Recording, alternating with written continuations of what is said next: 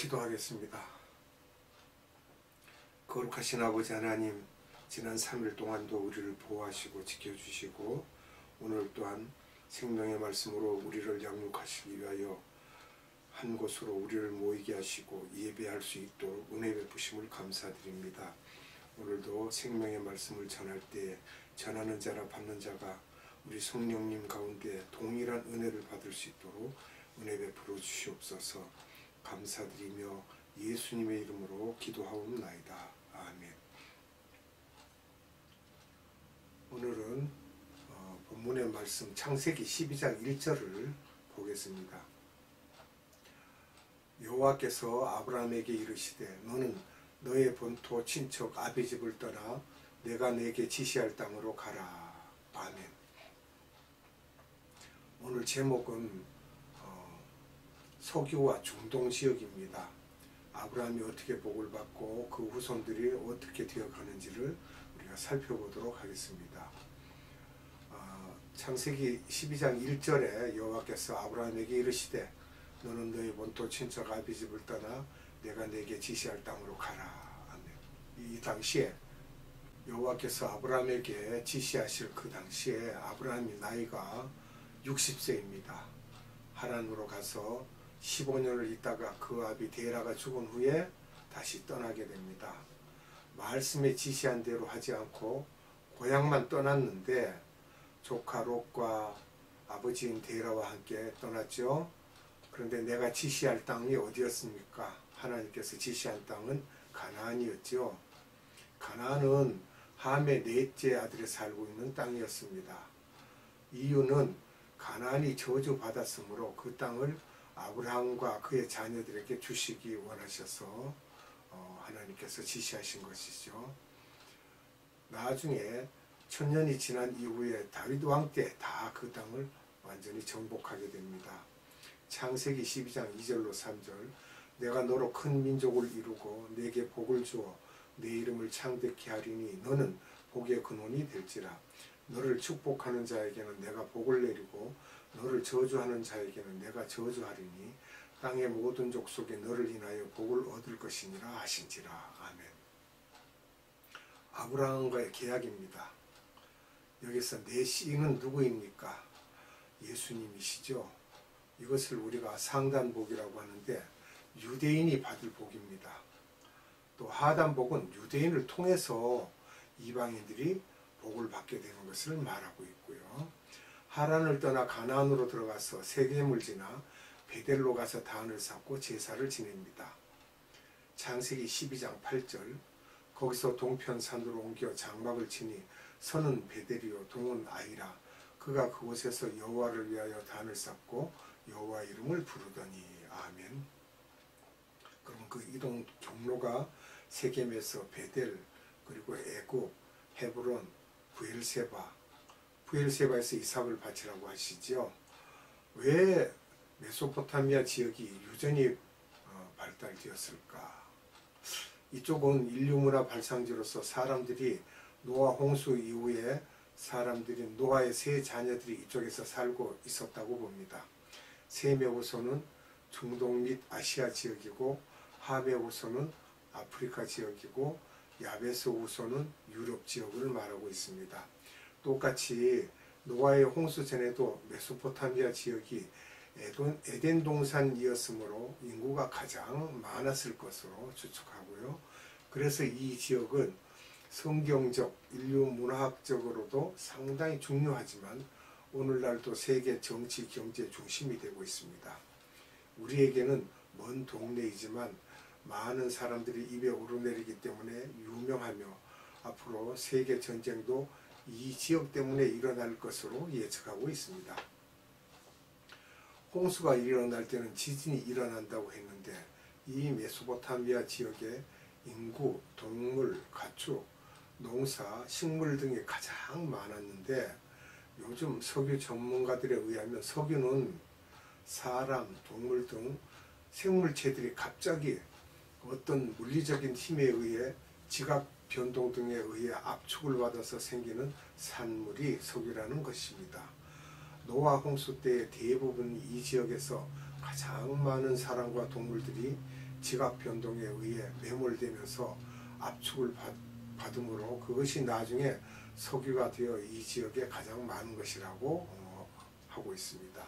석유는 1860년대에 처음 이 지역에서 발견되었는데 신기한 것은 석유가 사람에게 필요한 것으로서 상용화된 것은 1930년대 세계 대공황기 때에 유럽을 중심으로 해서 나일론, 치약, 플라스틱 제품 등을 만들어 쓰기 시작했으며 석유를 정제하여 휘발유를 만들어 사용하고 가스도 만들어 사용하는데 전 세계가 석유가 없이는 살 수 없는 상황이 되었습니다.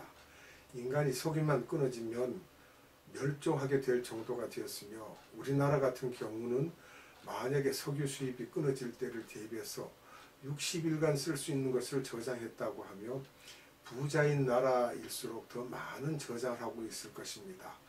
미국은 텍사스나 알래스카 같은 곳에 석유가 있지만 비상용으로 석유를 채취하지 않고 아주 소량만 사용하고 거의 전부를 중동과 소련 등지에서 갖고 온다고 합니다. 미국이 이락과 전쟁을 하는 것도 아프리카의 어느 나라와도 전쟁을 하려고 하는 것은 석유를 자기들이 컨트롤하기 위해서입니다.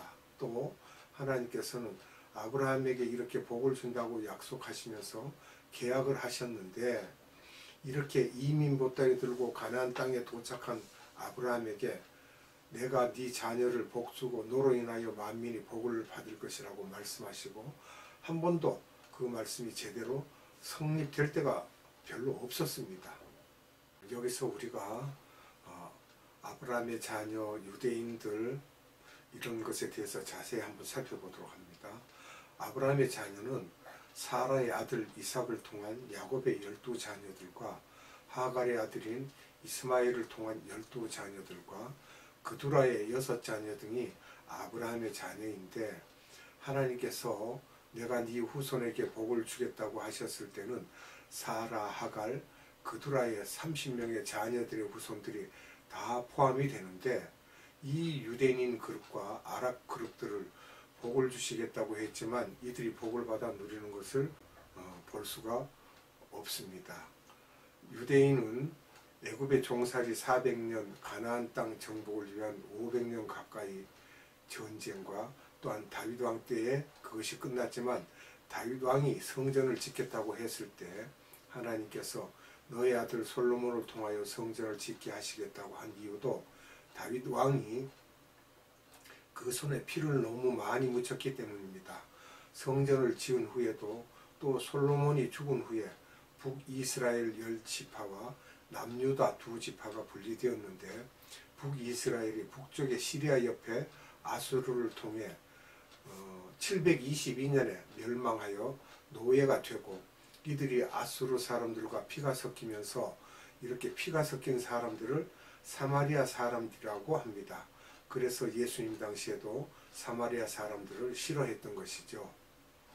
또 BC 586년에 남유다가 바벨론에 멸망하여 70년 동안 노예 생활을 했고 또 바벨론이 끝나고 페르시아가 이스라엘을 점령하고 또 알렉산더 대왕 때 히랍 사람들에게 점령을 당하였다가 166년에서 63년까지 약 100년간을 독립기간이라고 합니다. 그 100년을 하스모니안 왕조의 마카비 시대라고 하여 그것을 이스라엘 사람들은 자랑스럽게 생각하면서 지키는 절기를 한우카라고 하며 12월쯤에 한 달간이며 그 기간 동안에는 에스더서를 읽는다고 합니다. 그 후 BC 63년에 로마가 들어와서 또 점령하는데 AD 70년에는 예루살렘을 완전히 멸망시켜서 이스라엘 사람들을 다 밟아버리고 예루살렘 성전을 다 무너뜨리고 이스라엘 사람들을 다 흩어버렸습니다. AD 70년에서 1948년까지 이스라엘 땅에 들어가지 못하고 돌아다니며 살았습니다. 이처럼 하나님께서는 아브라함에게 약속하셨던 복을 하나도 지키지 못하셨습니다. 그 당시까지. 그 후 세계 2차 전쟁 때도 나치에게 엄청나게 죽임을 당하였습니다. 그 숫자는 정확한 숫자는 아니지만 많이 죽였다고 합니다.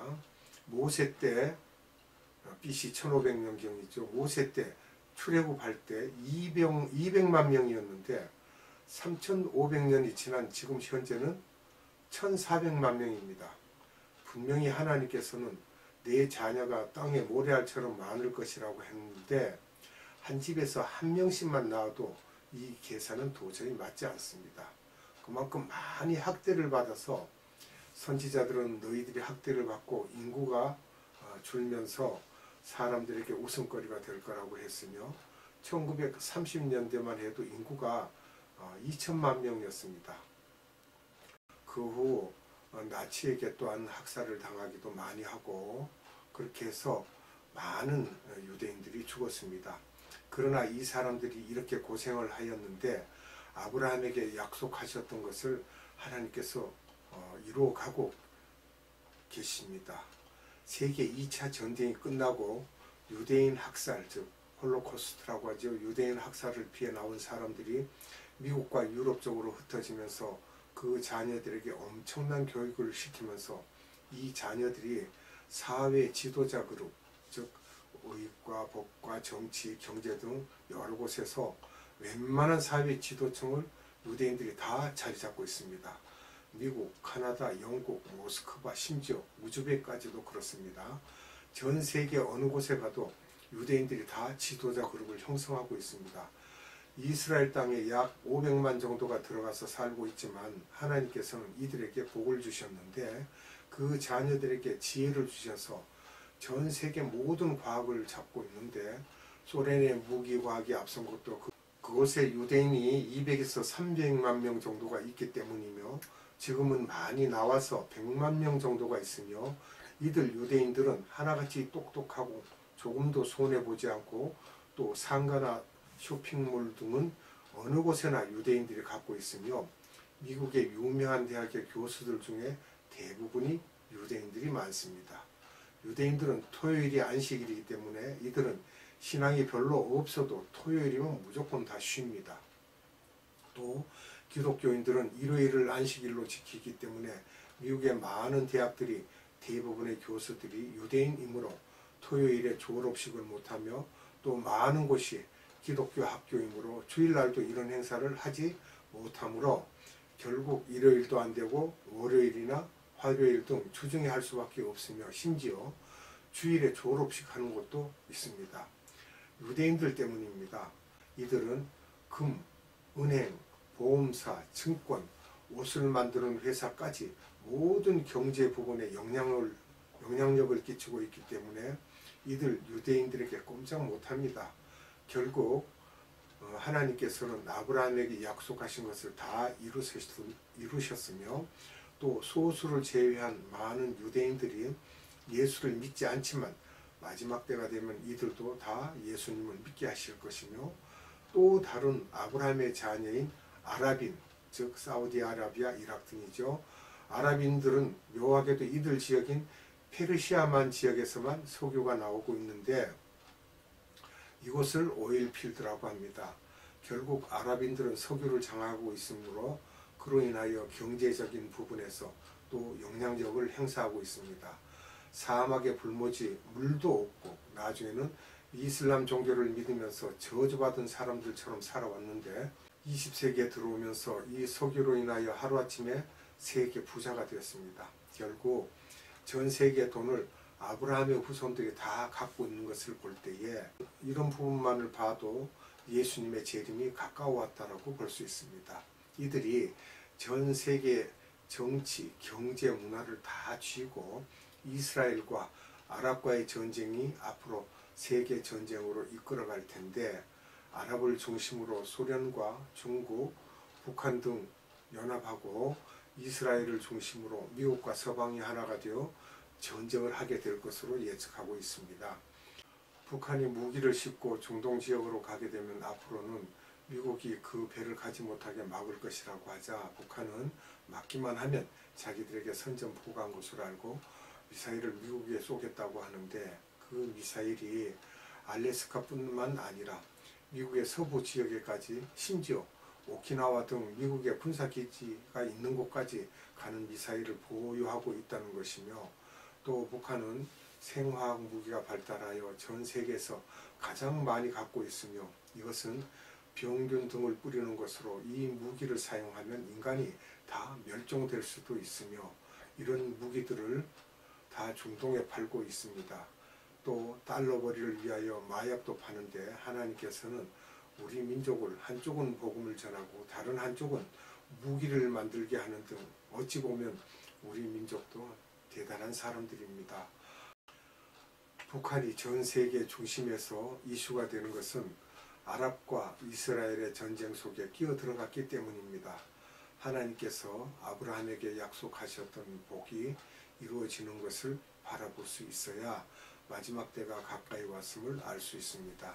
하나님의 말씀은 진리이며 주님의 재림이 가까워왔다는 것을 우리가 느끼고 항상 정신이 끼어서 주님 오실 날까지 우리가 무장을 하고 있어야 되겠습니다. 기도하겠습니다.